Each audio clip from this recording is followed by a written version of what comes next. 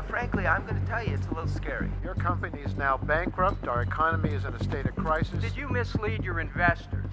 And I remind you, sir, you're under oath. In your testimony today, right here, right now, you continue to deflect personal responsibility. I'm going to be blunt here. People want to know if you defrauded investors. That should be a yes or no, sir. You don't seem to acknowledge that you did anything wrong. 1907 The bankers panic. How the market panicked so much, and one man with his friends supported the whole economy. In 3 days interest rate became 100%. You guys heard news that the interest rate is increased by Federal Reserve. It is record 40-year high inflation in USA. For that reason the market is in panic now. The NYSE index soars 30% yearly, and there is bloodbath also began in crypto industry. The crypto market crashed by 60% of its highest market capitalization. You guys also tense for how much Fed will increase interest rate.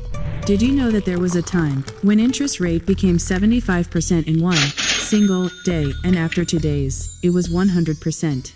You guys also has fear for market crash. Did you know, from a big market crash, the Federal Reserve came to the light? So friends, today I will tell you a real-life story about how Federal Reserve was first introduced, how capitalistic economy and New York Stock Exchange survived. At that day, the New York Stock Exchange was finished. You heard it right, guys. The stock exchange fell almost 50% from its peak previous year, and the stock market fully wiped out in that day. Panic occurred, as it was during a time of economic recession, and there were numerous runs on banks and trust companies. The 1907 panic eventually spread throughout the nation, when many state and local banks and businesses entered bankruptcy. This was all started in 1906. The April 1906 earthquake that devastated San Francisco contributed to the market instability, prompting an even greater flood money from New York to San Francisco to aid reconstruction. A further stress on the money supply occurred in late 1906, when the Bank of England raised its interest rates, partly in response to United Kingdom insurance companies paying out so much to USA policyholders, and more funds remained in London than expected. From their peak in January, stock price declined 18% by July 1906. By late September, stocks had recovered about half of their losses. Watch the video at the end because today I am going to tell you why USA needs Federal Reserve after world most painful stock market crash, which is also called 1907 Bankers Panic or Knickerbocker Crisis. In the beginning of 1900, industrialization has initiated. Lots companies and factories was formed, and many development was done in that era.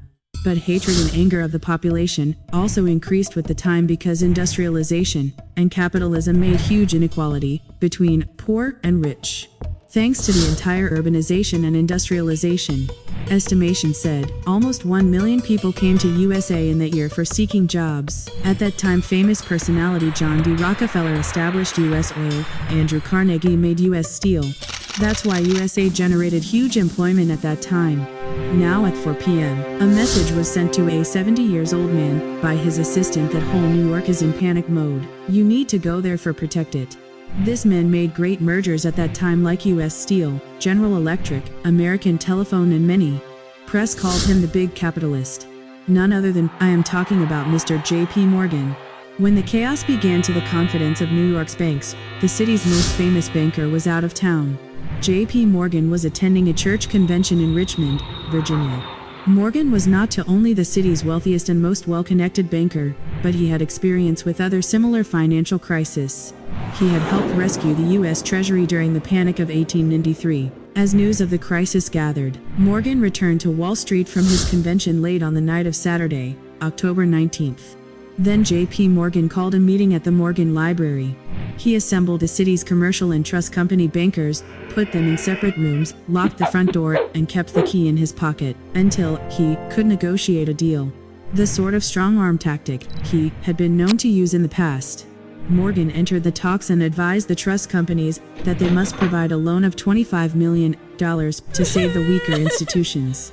The trust presidents were still reluctant to act, but Morgan informed them that, if they did not, it would lead to a complete collapse of the banking system and capitalism. Then he asked them to lay bare their balance sheets. The bankers reviewed one another's assets and liabilities.